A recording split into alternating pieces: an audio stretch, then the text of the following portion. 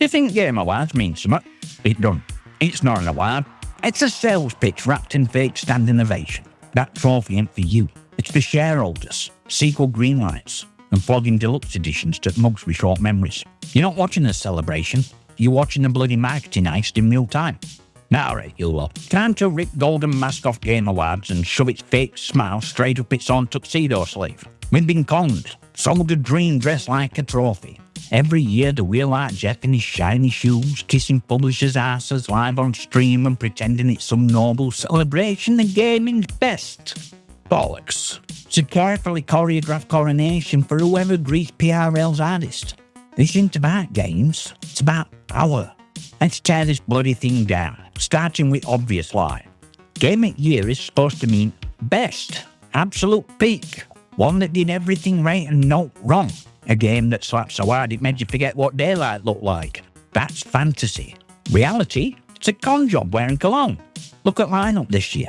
Hades 2 sitting on a 95 Metacritic. Already a modern classic before credits even finished rolling. That's not a nominee. That's a win. In ink. In bold. In goddamn fireworks.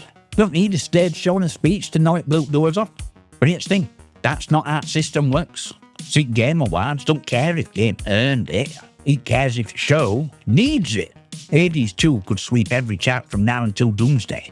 With publishers backing something shinier, louder, or more politically convenient want their moment, Hades 2 becomes just another name in trailer montage.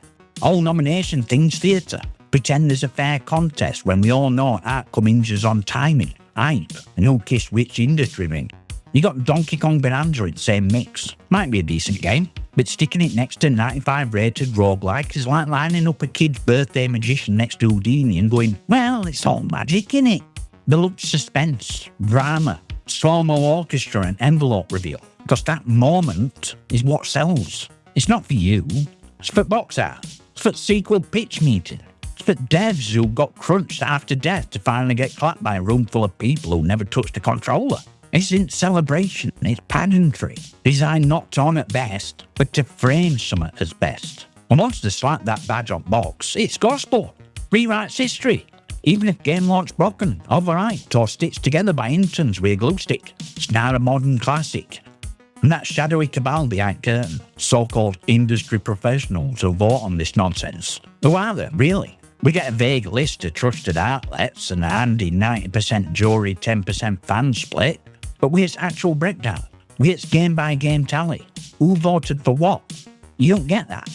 You get a smug tweet saying votes are in, and a montage that looks like it were edited by a Red Bull addict with ADHD. This is meant to be gaming's highest honour, and we don't even get to know who the fuck voted for what. Surface-level transparency, zero accountability. Just trust me, mate, from the same industry that gave us Redfall, Gollum, and Absolute Arsehole Fire that were Black Ops 6.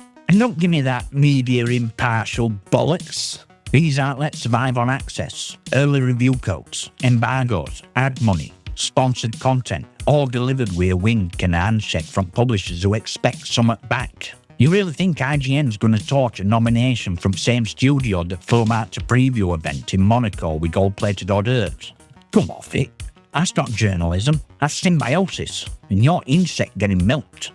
To be fair, a lot of these journos are underpaid nerds just trying to keep their heads above water. I get it. You need traffic, you need clicks. But the system they're working, it bends towards cash, not truth. And when you stack a panel full of people who live or die on staying sweet with publishers, what do you think they're going to vote for? Underdog indie with no marketing budget? Or Blockbuster with a press kit so thick it could stop bullets? Let's be clear. This isn't about some evil conspiracy. It's worse. It's normal. Game Awards didn't break system. They are system. PR machine that dresses up as democracy. No public vote tellers. No real paper trail you can see.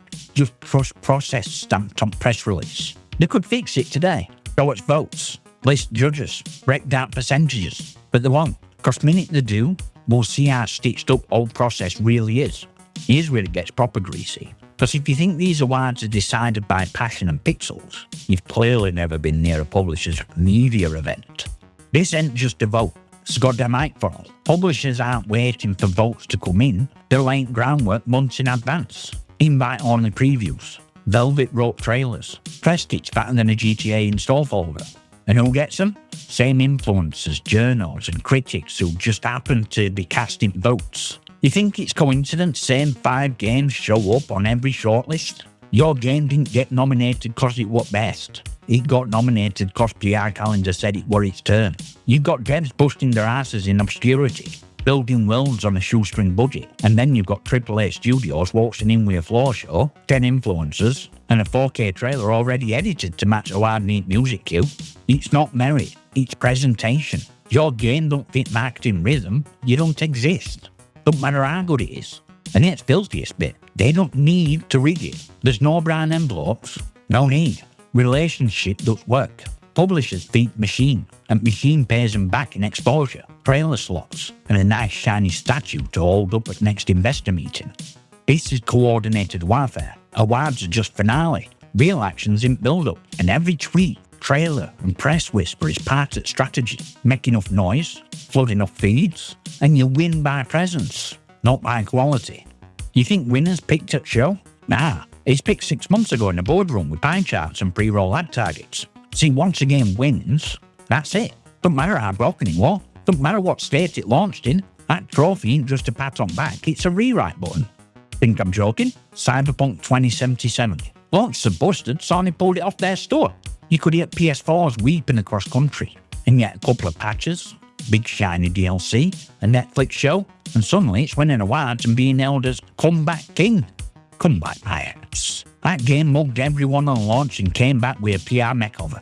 Then there's Last of Us Part 2. Split fanbase like a chainsaw through a family barbecue. People loved it, people hated it. Forums were a war zone. What did awards do? Crowned it, over and over. Not cause it helped divide, but cause it were backed by biggest names in biz. And narrative needed to be clean.